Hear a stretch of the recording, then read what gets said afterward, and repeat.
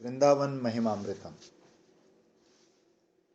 स्त्री मात्र में मेरी मात्र बुद्धि हो, स्थावर जंगमात्मक समस्त प्राणियों में मेरी उपास्य बुद्धि हो, और सांसारिक समस्त अर्थों के लाभ में भी हृदय और मुख की ग्लानिजनक हानि बुद्धि उत्पन्न हो। देह, स्त्री, धन और पुत्र आदि में ममता बुद्धि ना रहे, तथा अपने को विशेष भाव में पीड़ा देने वाले शत्रुओं में भी मेरी मित्र बुद्धि हो। इस प्रकार से शत्रुओं में मित्र बुद्धि कैसे होगी, बोलो। शत्रुता भुलाकर ही हो सकती है, शत्रुता भुलाकर हो सकती है। वो सब में उन्होंने बोला शत्रुओं में भी मित्र बुद्धि हो। तो इसका प्रोसेस बताओ क्या होगा, इतना रोज पढ़ते हो सुनते हो। शत्रुओं में मित्र बुद्धि सब में जब हम भगवान देखेंगे, जब एक बाप के दो बेटे ये जानते हैं कि हम एक ही वीर्य से उत्पन्न हुए हैं, वो भी आपस में जब स्वार्थ आता है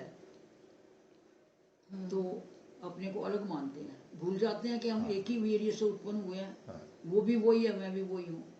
तो फिर सारे संसार को अपना बेटा या भाई मानना कितना कठिन होगा। तो उसके लिए ही साधन भक्ति करते करते हर वक्त, इसमें भी एक उसका अनिरुद्ध का आर्टिकल भी है ये छोटा सा, तो जो हम रोज कहते हैं कि सबसे पहले तो विश्वास होना चाहिए कि हम उसके अंश हैं। फिर बाहर सुई ना ढूंढ के अंदर ढूंढनी चाहिए, और उसके लिए सबसे तो कोई जिसने देखा हो उसके पीछे चलना पड़ेगा।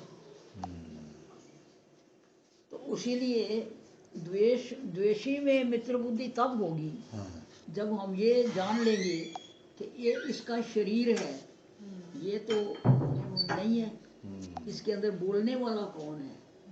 मैंने आपको गाली निकाली, गाली तो एक भाषा हो गई, वो निकालने वाला कौन है। सब में उसके दर्शन। जब तक हमारी बुद्धि में तीनों चीज एक नहीं होगी, तो बोलने वाला, भाषा और सुनने वाला, तब तक ये समझ। इसलिए सारा दिन कम से कम वृंदावन में, वो कहते हैं सब कुछ चिन्ह में है, तो वृंदावन में तो कम से कम सुबह से शाम तक सारा वक्त ये सोचना चाहिए कि ये पेड़, ये पौधे, ये बंदर, ये पशु पक्षी आदमी जो भी यहाँ हैं, सब कृष्ण के अंश हैं, और वो अंशी है, और हम भी वही हैं। इसीलिए हम कभी पत्ता भी तोड़ते ना आश्रम में तो महाराज जी गुस्से हो जाते हैं, बोले ऐसा तोड़ना नहीं पत्ता बिना काम के, बोले ये सब चिन्ह में है। इसीलिए भूमि को सिरे प्रणाम करते हैं कि भी तेरे ऊपर हम कितना अत्याचार करते हैं। इसीलिए दत्तात्रेय ने एक गुरुओं के में लिखा हुआ है, वायु जल पृथ्वी सबको। तो ये भावना करनी बहुत जरूरी है परम शांति के लिए कि सब में वो है। मान लो आपको कोई चीज अच्छी नहीं लगी, किसी ने करी, तो समझ लो कि उसका ऐसा स्वभाव भगवान ने दिया हुआ है, कराने वाला तो वो है भगवान सर्वशक्तिमान है, वो चाहे तो किसी को भी गाली देने ही ना दे, बोलती बंद हो जाए। इसका अभ्यास जरूर करना चाहिए। मैं ये शुरू में मैं आई थी तो मैं क्या महाराज जी लोग यहाँ भक्ति तो बहुत करते हैं पर यहाँ विवेक की कमी है। मैं कहीं सोचते नहीं है, कहते वो बड़ी दूर की बात है वो कह देते वो उर्मिला बड़ी दूर की बात है, तो योग मार्ग से चिंतन करती आई है ना। इसलिए मैंने कहा जी ये सब लड़ाइयाँ झगड़े इसीलिए हैं कि हम अपने को उसका अंश ना मान के शरीर मानते हैं। बिल्कुल बिल्कुल सही है, तो सारी जड़ यही है, असली बात ये है, यही है। कभी ये ऐसा हो, वो कहते हैं ना कि सुखी रहो और सुख दो, तो कैसे सुखी रहो और सुख दोगे। दूसरे को सुख देने की भावना तब होगी जब हम मानेंगे कि ये जो कुछ करे वो भगवान बोल रहा है, हमारा काम है इसको सुख देना, क्योंकि इसके अंदर उसका अंश है, ये अंश हम भी वही है जो ये। इस तो गुरु नानक साहब ने 13 करते सारा कोटा खाली कर दिया। अब कई दफा मन में दिमाग में आती है ये चीज कि जो हमारे साथ रह रहे हैं, हम जिनके साथ रह रहे हैं और जो रह चुके चले गए हैं हमारे माता पिता जो भी, तो वो देखो हमें उनका इतना चिंतन आता ही नहीं है। अब हम इसी तरह से जो साथ में रह रहे हैं उन्हीं के ही राग द्वेष में लगे रहेंगे तो हाँ, तो फिर उनमें भी जिंदा जी, उनमें वही समझो ना। हाँ राग द्वेष सब खत्म होगा। हाँ जब तक आप अपने आप को शरीर मानते रहोगे तब तक ये हम उसके अंश हैं और वो भी उसका अंश है, ये आएगा नहीं। और उसके बिना जीवन मुक्ति का विलक्षण आनंद भी आएगा नहीं। ठीक तो मैं रोज कहती हूँ मर जा मरण से पहले। हाँ, दीदी एक बार ना किसी ने आर्टिकल भेजा था मुझे, उसमें ना, हालांकि वो भौतिक एग्जाम्पल से था, कहते हैं कि कभी ना इकट्ठे भाई बहनों को सबको इकट्ठे भी बैठना चाहिए। वो इसलिए कहता है ध्यान से फिर हम किसी के दोषों को ना देख के ऐसे देखें, कभी बड़े भाई के हंसने में अपने पिता की हंसी की झलक नजर आ जाएगी, कभी अपनी बहन में माँ का वो जो लाड़ करना है वो नजर आ जाएगा। तो कहते हैं अपने माँ बाप को झलक देखनी हो तो अपने भाई बहनों में हम देखना चाहें, अपने द्वेष बुला के, झगड़े बुला के, बंटवारे के जो झगड़े हैं उन सबको बुलवा दें, तो अपने माँ बाप के हम दर्शन कर सकते हैं अपने भाई बहनों में ही, भले वो ये जगत छोड़ के चले भी गए हों। तो वो थोड़ा सा मैं समझ रहा हूँ इस चीज में हमें अपने उस परम पिता के दर्शन सब में करने चाहिए जो हमारे मतलब ये है कि जो हमारा फील्ड है, वो कहते हैं ना कि पहले अपने को शरीर ना मान के गुरु को भगवान मानो। ठीक है, फिर तुलसी है, ये कृष्ण प्रिया है, इसको भगवान मानो। ऐसे अपना माँ बाप को दायरा बढ़ाते जाओ। तो ऐसा दायरा बढ़ाते बढ़ाते फिर सब में वो नजर आ। देखो जैसे हम तुलसी को पानी देते हैं, अगर हम सोचें कि ये तुलसी भगवान की प्रिया है तो इसमें भी भगवान है, हमारे में भी भगवान है। और पानी किसने बनाया? पंचतत्व से। तो ठीक है, तो ऐसे अपना दायरा जो है वो बढ़ाते जाओ। ये कर, अब ठाकुर सेवा करते हैं हम, अगर हम इनको सिर्फ एक मूर्ति समझें तो उसका लाभ नहीं। यदि हम ये समझें कि हम इनकी साक्षात सेवा कर रहे हैं और इनकी सेवा प्राप्त करने के लिए हम ये यत्न कर रहे हैं, तो और साक्षात समझें तो वो खाते पीते आपको हंसते नजर आ जाएंगे। तो जब वो बाहर नजर आएंगे तो वो अंदर भी नजर आएंगे। जब अपने अंदर नजर आएंगे तो फिर ये शास्त्र मानना पड़ेगा कि मेरे अंदर वो है तो उसके अंदर भी वही है। तो ये शरीर तो बाहरी है। किसी ने ये नहीं कहा मैं नाक, मेरा नाक, मेरी आंख, इसका मतलब मैं से कुछ और है, कुछ और, मैं तो इनसे अलग है ना, कुछ मैं कुछ और हूँ। कभी हम ये नहीं कहते कमीज, मेरी कमीज, तो हम कमीज नहीं हो गए। कमीज के फटने से हम नहीं मरते। तो ये विचार की, ये विवेक की बात है। ये विवेक बढ़ाते बढ़ाते तो आपको वास्तव में ये फीलिंग हो जाएगी कि आपके मन में भी किसी के प्रति कोई थोड़ी ग्लानि या द्वेष आए तो आपको उसी वक्त सोझी आ जाएगी कि अरे वो कौन होता है? तो शरीर है उसका, भगवान ने उससे ये बुलाया, उसने बोल दिया, तो आपको आनंद हो जाएगा, उसके प्रति द्वेष नहीं रहेगा।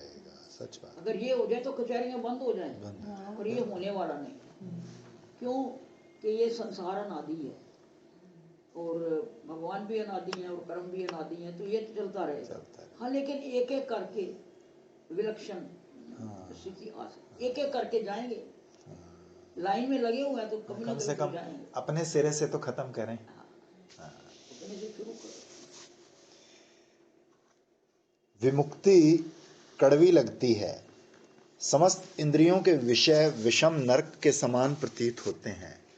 निखिल भोग पदार्थ प्रबल विष और अग्नि की तीव्र ज्वाला के सदृश लगते हैं।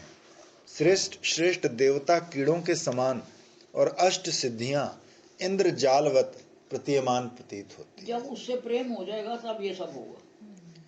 क्योंकि आज मेरा हृदय श्री वृंदावन रसिक श्री श्याम सुंदर का रस आस्वादन करके मतवाला हो रहा है। यदि इस वृंदावन को त्याग कर तू अन्यत्र जाए तो सचमुच तू कल्प वृक्षों के श्रेष्ठ वन को छोड़कर सिहोर के जंगल में जाता है। यदि वृंदावन के रस की कथा को छोड़कर और वार्ता तुम्हें अच्छी लगे तब तो तू ये जान ले कि उत्तम उत्तम अमृत को त्याग कर कुत्ते की विष्ठा भोजन करने की तुम्हारी इच्छा होती है।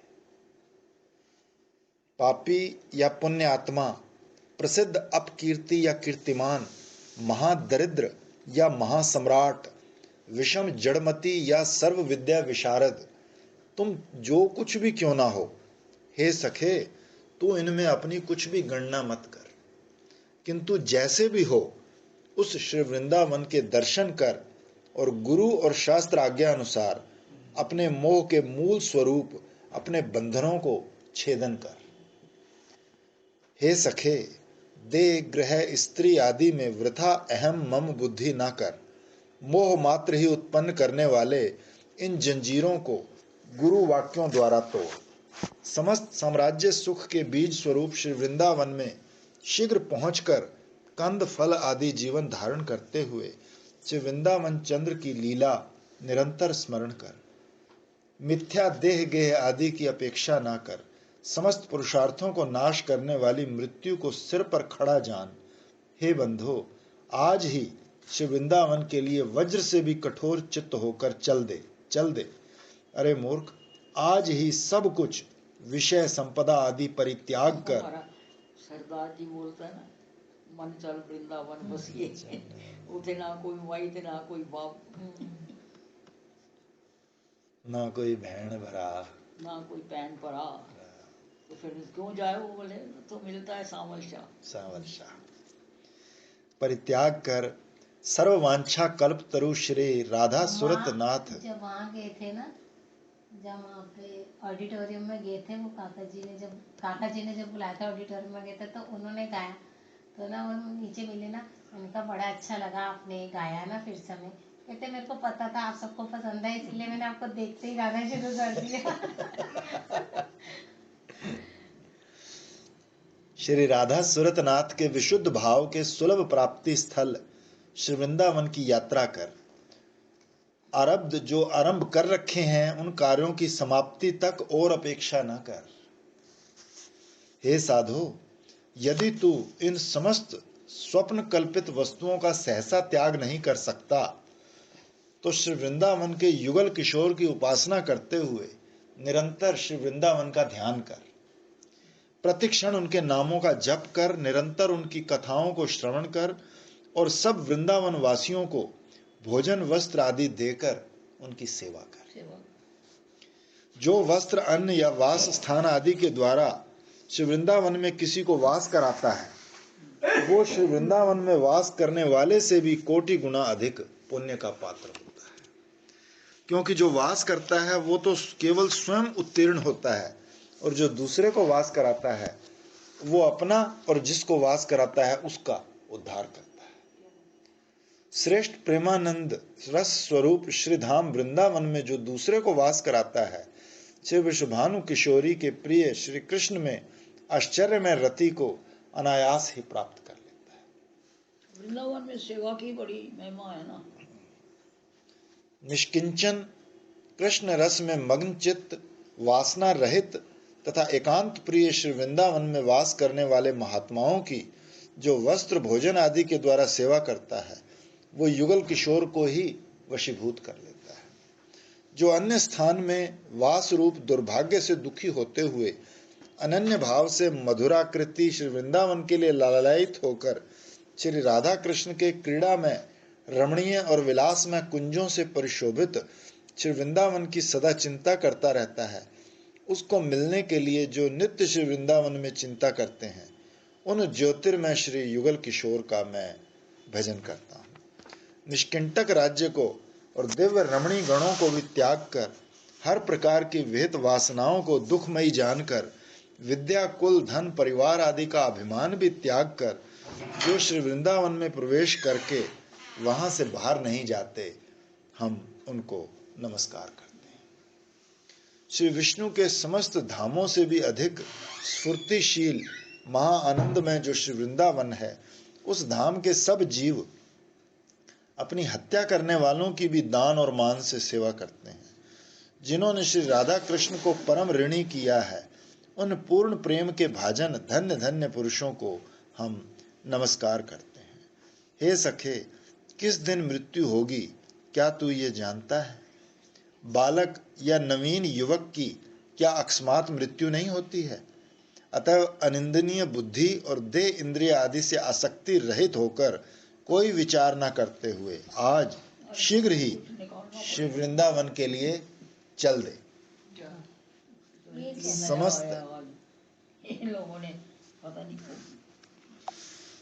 समस्त भगवत रति समूह से भी उन्नत श्री युक्त और माधुर्य रस श्रेष्ठ आनंद युक्त मधुरा रति को यदि तू चाहता है तो धर्म ज्ञान वैराग्य भक्ति रूप साधन और उसके साध्य को स्पर्श न करके दुर्भेद्य पाशों को बलपूर्वक तोड़कर श्री वृंदावन में निरंतर वास का संन्यास व्रत ग्रहण कर।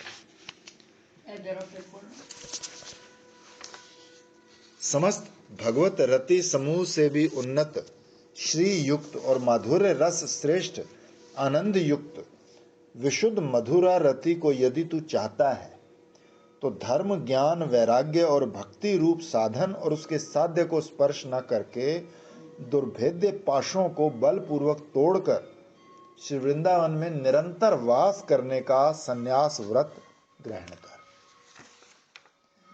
रमन है। महाभाग्य से ये नर रत्न देह पाया है। महाभाग्य से श्री वृंदावन की अद्भुत महिमा भी सुनी है। समस्त संसार स्वप्न समान है ये भी जान लिया।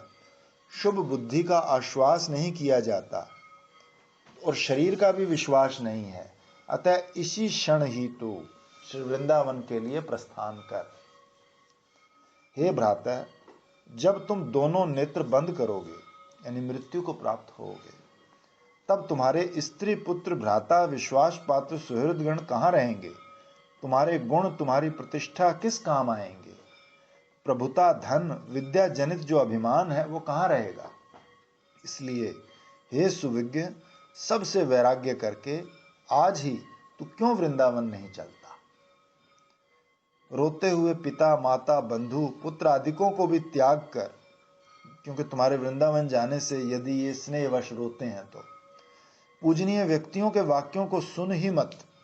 हमारे तो माँ बाप बड़े खुश हो गए जब हम वृंदावन आए तो। क्यों कि गणेशपुरी तो साल में एक बार जाती थी मेरी माँ, एक बार जाती थी, 15-20 दिन रह के आती। तो वृंदावन में तो जब चाहे आ जाए मतलब वो क्या ना रो रहे हैं, मैं क्या हमारे तो खुश हो गए थे हम वृंदावन आ गए। आप दूर से पास आए थे ना। हृदय में परम कठोरता पोषण करते हुए श्री वृंदावन के दर्शन कर। कोटि कोटि रति कामदेव से भी अधिक सौंदर्यशाली, कोटि कोटि रमा नारायण की शोभा को तिरस्कार करने वाले स्वर्ण तथा इंद्र नीलाभ मूर्तिधारी तथा श्री वृंदावन विहारी उस ज्योतिर्मय विग्रह युगल श्री युगल किशोर को मैं भजता हूँ। अखिल भगवत स्वरूपों के रूपामृत रस से भी अतिशय माधुर्य पंडित श्री राधा पद कमल रस से पूर्ण वन में भ्रमण करने वाले उस प्रसिद्ध कुवलयत नील कमलवत विग्रह श्री श्याम सुंदर का हम भजन करते हैं। भगवती श्री लक्ष्मी देवी सदा श्री भगवान की वक्षस्थल विलासनी होते हुए भी जिन किन्हीं किन्हीं मधुरतम रसों का आस्वादन नहीं कर सकती, अहो जिनकी दासियां भी अनेक प्रकार से उस रस का सर्वदा आस्वादन करती हैं, हे प्रिय श्री वृंदावन वास करके उस श्री राधा जी का भजन कर। विषय रूप विष के जो लोलुप हैं उनका बोध मात्रात्मवादियों का, रुक्ष ज्ञानियों का और वृद्धावस्था में मृत्यु के भय से भगवान का भजन करने वालों का मार्ग हमें रुचिकर नहीं है। अतः उसको त्याग पूर्वक हम निर्मल सुख राशि देने वाले श्री वृंदावन की आशा लेकर बैठे। संबंधी अथवा मित्रों के वाक्य पागलों के से हैं। माया से मोहित होकर उनकी बुद्धि वृत्ति नाश हो गई है। दुखों के बीज को ही स्वार्थ मानकर वो कृतार्थ हो रहे हैं एवं वास्तव सुख तथा विवेक आदि के उपदेश को वो ग्रहण नहीं करते।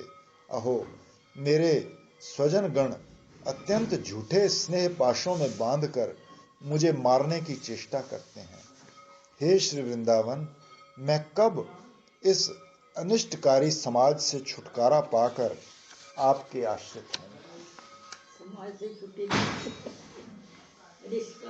वही पल्लवी को कह रही थी तुम अब के पता नहीं आएगी कि ना आएगी मार्च तक। हैदराबाद गई तो वो अनिष्टकारी बैठे हैं ना। मैं रहन दो और रात भर क्या करना है ऐसा करो। वो एक आधा है ना अंदर वो पहना दो, ये बहुत कठिनाई से अंदर जाता है। मैं जो ग्रह रूप वो निकाला ना वो वाला है, ये तो पहना दिया। सारा दिन पहना तो रात को निकाल। मैं जो ग्रह रूप अंधे कूप में गिरा हुआ हूँ, काम आदि कराल काल सर्प से ग्रस्त हूँ, मूर्ख हूँ। तो वही लग जाएगा। आप कब कृपा पूर्वक मेरा उद्धार कर माता की भांति मुझे अपनी गोद में स्थान दोगे। निष्किंचन एवं नित्य निर्जनवासी होकर मैं कब देवता गणों से भी वंदनीय इस श्री वृंदावन में श्री राधा माधव नामक जोड़ी की भावपूर्वक सेवा करूंगा। अपना सर्वनाश करने वाले अपने सुहृद स्त्री पुत्र मित्र आदि परिवार के लोगों की वंचना कर कब मैं दृढ़ बुद्धि पूर्वक दौड़कर श्री हरि के केली वन श्री वृंदावन का आश्रय लूंगा। देह गेह आदि की चेष्टा में व्यग्रचित होकर मेरे अनगिनत जन्म वृथा नाश हो गए। बुद्धिमान होकर भी आज तक मैं मोह में फंसा रहा। हे वृंदाटवी, अब आपका नाम ही मेरी एकमात्र गति है। देखो कितना चेंज है। कहाँ महाप्रभु दिल्ली उड़ाने के लिए बनारस में सभा बुलाई और कहाँ ये अहो, ऋणी होकर मैं कैसे वृंदावन जाऊं। अगति वृद्ध माता पिता और स्त्री पुत्र आदि को मैं कैसे छोड़ दूं। जो मदगत प्राण हैं, ऐसे अपने परिवार के लोगों को मैं कैसे त्याग करूं। इस प्रकार की निष्फल चिंताएं कर सज्जन पुरुषों से प्रशंसनीय होकर कुबुद्धि पुरुष मोहित होते हैं। अमृत जानते हुए भी उसे त्याग कर मैं स्वयं विष पान कर रहा हूं। सुंदर नेत्र रखते हुए भी महाअंधे की तरह दुखों के समूह के कारण बंधन को और भी दृढ़तर करता जा रहा हूं। हे माता वृंदाटवी, मुझे एकमात्र यही जीवन आशा दिखती है कि आप स्नेहमयी हो, अतः जनता से खींचकर मुझे गोद में ले लोगी। श्री राधा कृष्ण रहस्य दास्य रस श्रृंगार रसात्मक दास्य रस मेरा अभिलषित पुरुषार्थ है। मैं कब ये समस्त त्याग कर नियत काल पर्यंत श्री वृंदावन में वास करूंगा। इस प्रकार से जो पुरुष ग्रह आदि में परम आसक्ति के कारण उसे त्याग करने में असमर्थ हुआ वाक्य के द्वारा ही केवल घोषणा करता रहता है, उसकी रक्षा श्री वृंदाटवी करती है। नवकेली कुंज शैया पर विराजमान श्री राधा के वक्षस्थल में प्रतिबिंबित निज कांति मंडल का दर्शन कर और एक नील कंचुलिका चोली का अनुमान करते हुए उसे दूर करने की व्यर्थ चेष्टा के लिए विस्मित प्रिय श्री कृष्ण के प्रति कुंज के बाहर खड़ी हुई हास्य युक्ता सखी वृंद की जो रसपूर्ण परिहास वाणी है, वही मेरे लिए अतिशय आनंद विधान करे। विलोक कभी श्री राधा के चरण कमलों में पतित, कभी श्री राधा के मुखारविंद मधुर रसपान करने में उन्मत्त और कभी श्री राधा के कुछ कमल कोश द्वय निमग्न कृष्ण भ्रमर के मैं श्री वृंदावन में दर्शन करूंगा।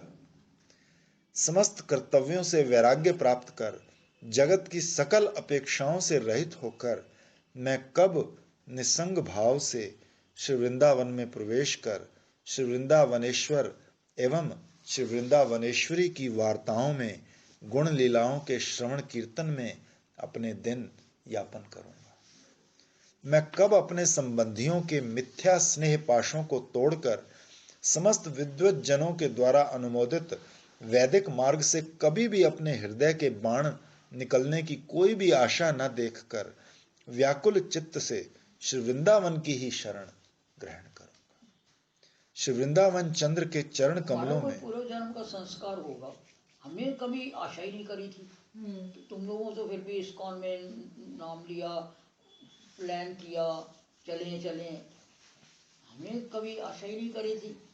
और सिर्फ मैंने प्रभुदास ब्रह्मचारी को पढ़ा, उसकी छोटी छोटी किताबें हैं, 100 कितनी सारी हैं वो, तो मुझे वो हमारी लाइब्रेरियन दे गई।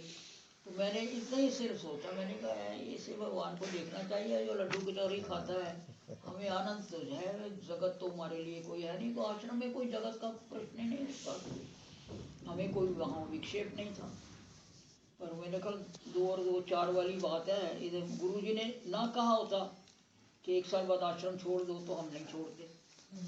उन्होंने कह दिया। इधर मैं यहाँ आके गुरुजी के बाद सबसे पहले प्रभुदास ब्रह्मचारी को मिलने गई।